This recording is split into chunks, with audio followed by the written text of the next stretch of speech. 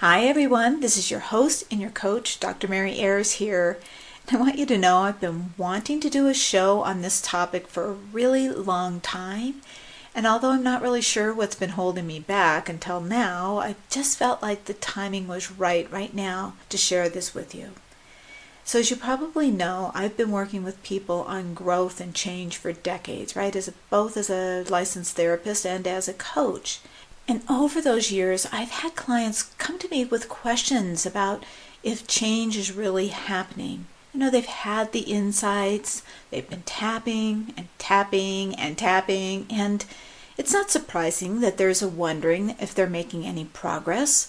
After all, why are they still feeling anxious? Or why are they still at times emotionally eating? Or why do you still feel uncomfortable doing certain tasks, maybe social or having to speak in front of a group when you've done the tapping? And what I hear underneath that is the fear that the tapping isn't working. But even deeper than that, the real concern that nothing is ever going to work. And of course, if you already have that as one of your core beliefs, that there is something that is fundamentally wrong with you, then, when you are doing something to make change and you don't see the results you want, it can really contribute to that belief. It can strengthen it. And of course, more than likely, there is nothing wrong with them, not in the way that they're thinking at least. What is at play, though, most likely is something called limbic lag. Now let's talk a moment about limbic lag.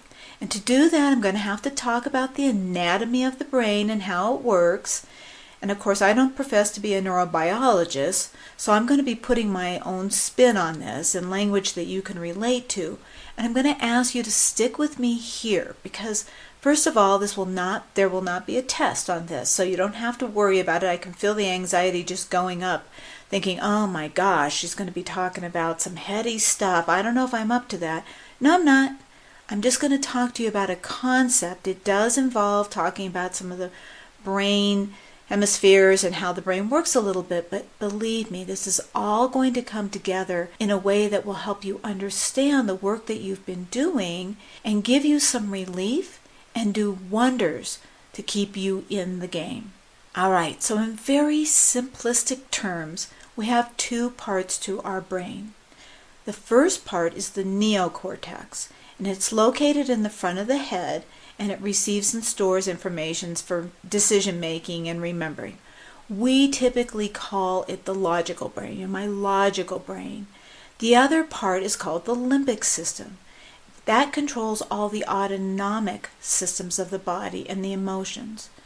Most importantly, though, the limbic system controls the survival responses, and you know them as fight, flight, or freeze response.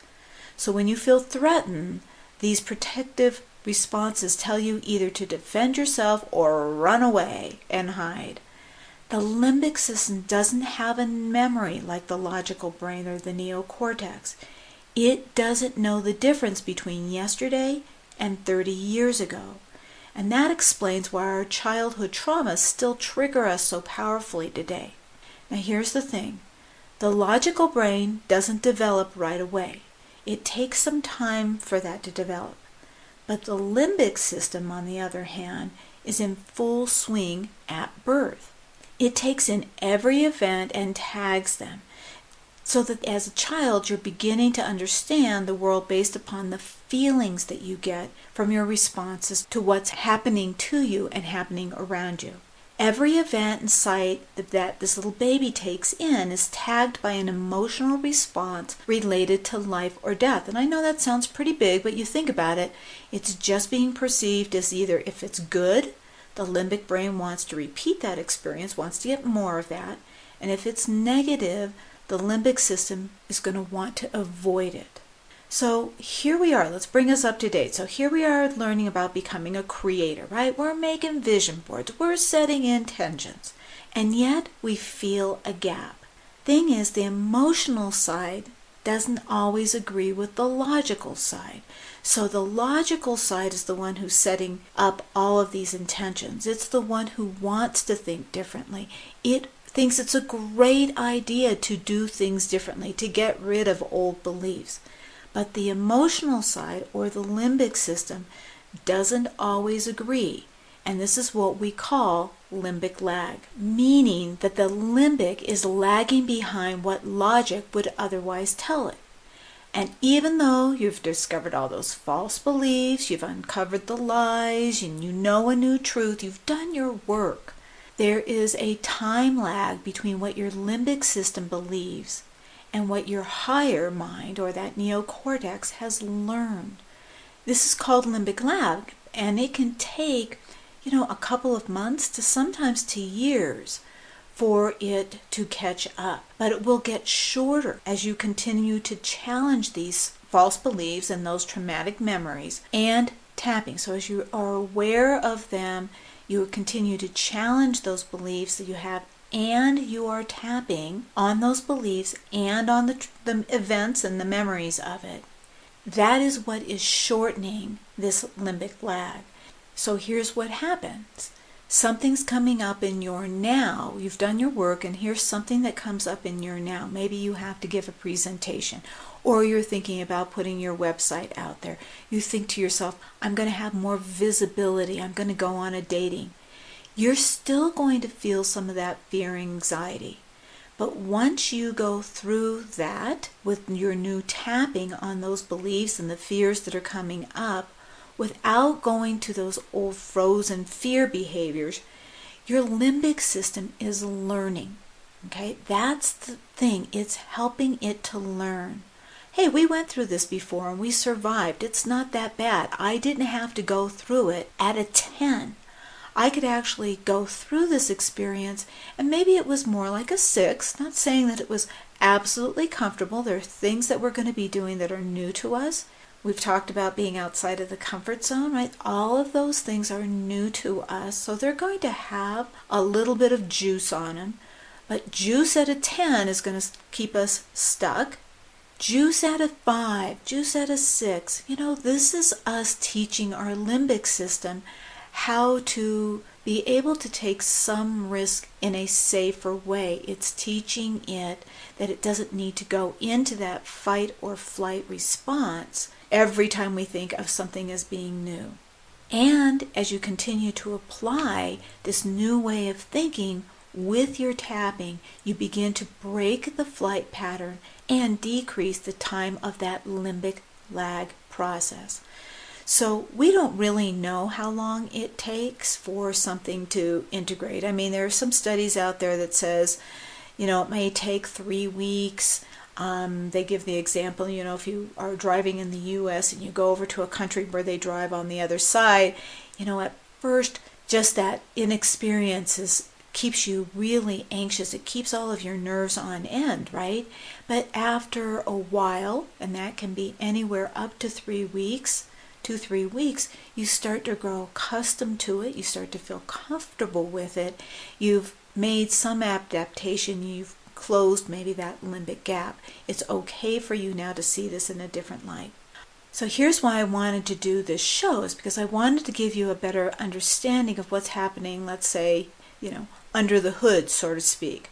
What my wish for you is to take away from this is that when I speak of tools to keep you in the game, it's because we want you to stay with it long enough for real learning and change to take place, right? We have to stay with something till not only that it's a good idea, that we see the point in it and we're motivated, we want to make that change, but we have to stay there long enough for that limbic system to learn that it's safe to be able to make this change. And that may take some time.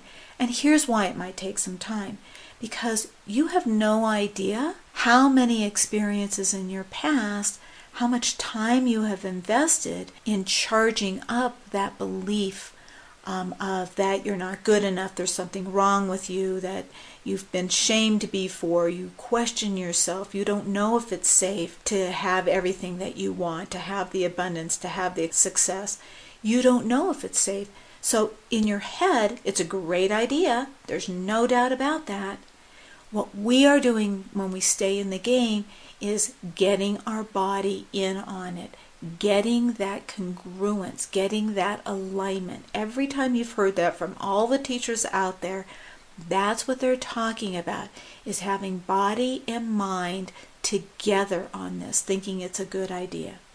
It's exciting to me to know that we can be proactive in repairing the body and the mind. That's exciting news. And I'm going to be talking a lot more about this in my new anxiety relief teleclass that's coming up.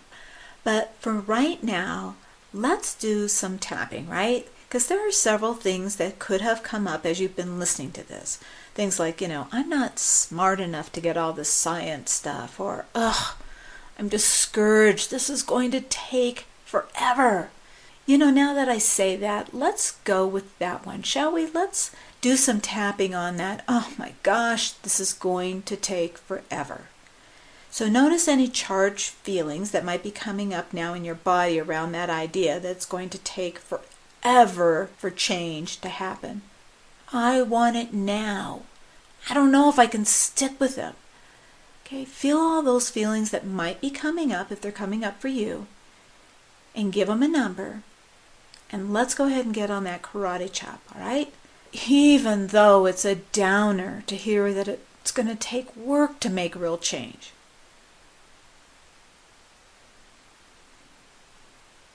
I don't know if I have it in me. Maybe I do. Even though it's so discouraging that I have to stick with it.